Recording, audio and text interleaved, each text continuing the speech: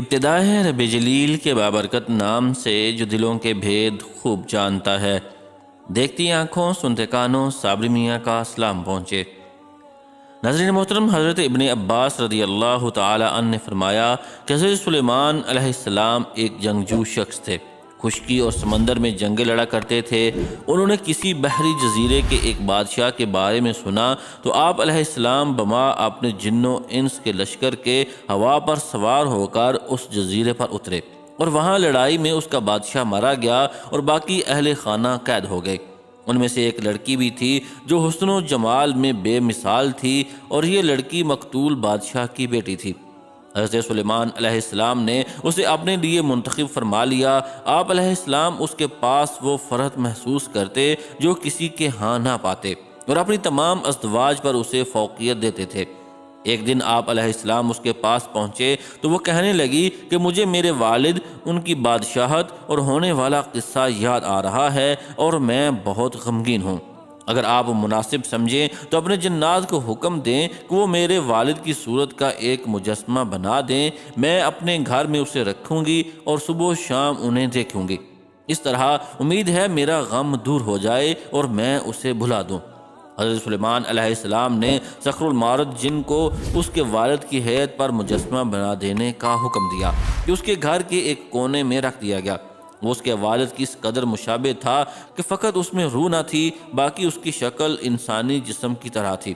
اس عورت نے اسے مزین کیا، اسے کپڑے پہنائے اور اسے بالکل اپنے والد کی ہیئت اور لباس کے مطابق کر دیا۔ جب حضرت سلیمان علیہ السلام اس کے گھر سے نکلے تو وہ ہر روز صبح و شام اپنی باندیوں کے ساتھ اس مجسمے کو سجدہ کرتی، اسے خوشبو لگاتی، اور حضرت سلیمان علیہ السلام کو اس بات کا علم نہ ہو سکا حتیٰ کہ اس طرح 40 دن گزر گئے، اور بات محل سے نکل کر لوگوں تک پہنچ گئی، اور آصف بن برخیہ رضی اللہ تعالی عنہ کو بھی اس کا علم ہو گیا۔ آصف بن برخیہ رضی اللہ تعالی عنہ حضرت سلیمان علیہ السلام کے دوست تھے۔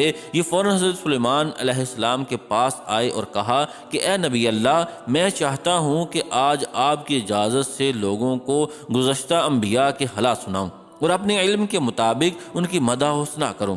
حضرت سلیمان علیہ السلام نے لوگوں کو جمع ہونے کا حکم دیا۔ آصف بن برخیہ رحمۃ اللہ علیہ نے ان کے سامنے تمام انبیاء کا ذکر کیا اور ان کی مدح و ثنا کی، ان پر اللہ تعالیٰ کے انعامات کا ذکر کیا۔ جب حضرت سلیمان علیہ السلام کا ذکر آیا تو اس نے حضرت سلیمان علیہ السلام کی نوجوانی اور بچپن کا ذکر کیا، ان کی فضیلت و منقبت بیان کی، اور نوجوانی سے آگے کا ذکر نہیں کیا۔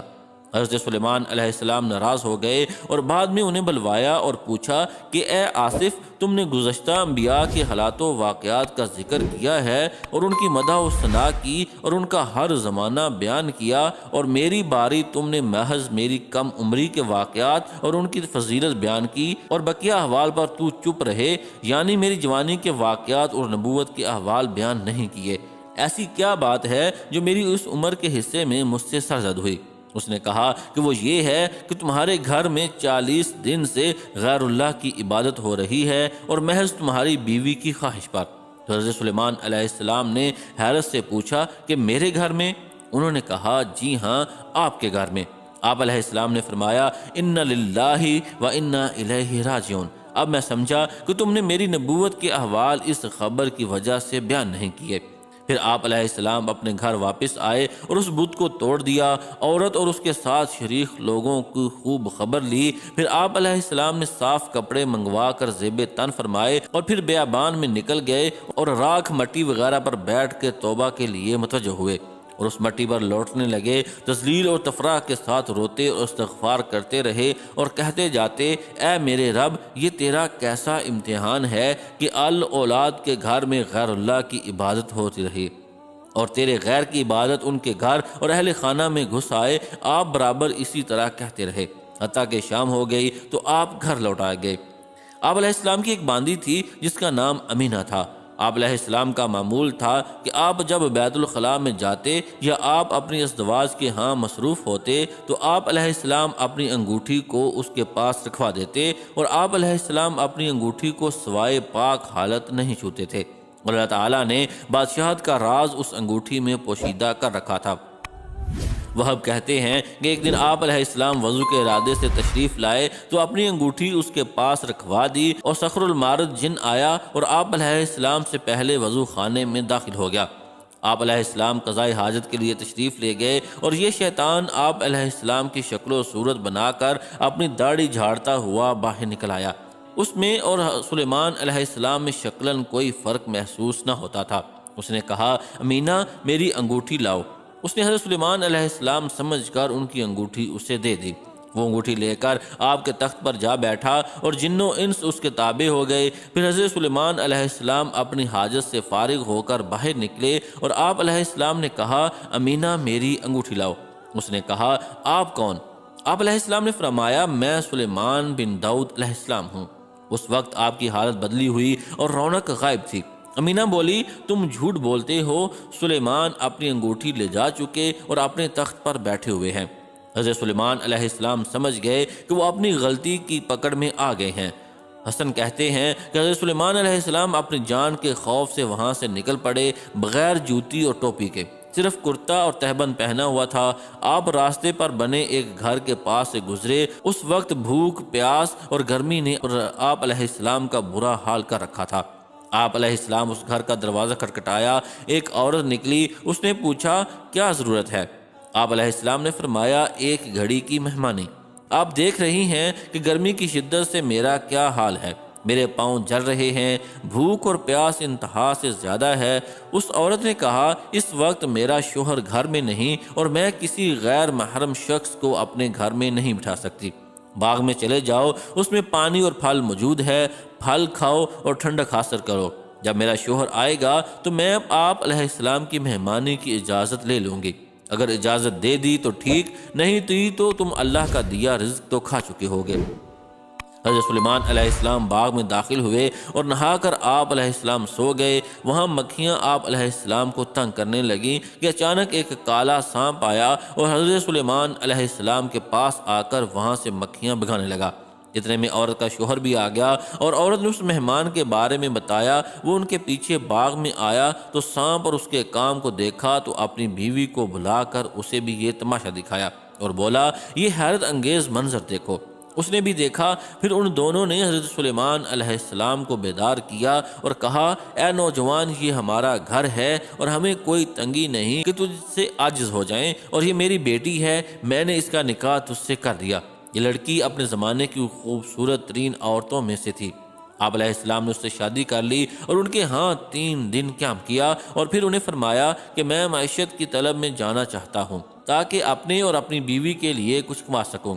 یہ کہہ کر آپ علیہ السلام شکاریوں کے پاس تشریف لے گئے اور ان سے کہا کہ کیا تمہیں کسی مددگار کی ضرورت ہے جس کی محنت میں تھوڑا بہت حصہ دے دیا کریں؟ تو انہوں نے کہا، آج کل ہمارا شکار بند ہے اور کوئی بچت نہیں ہے جو تمہیں دے سکیں۔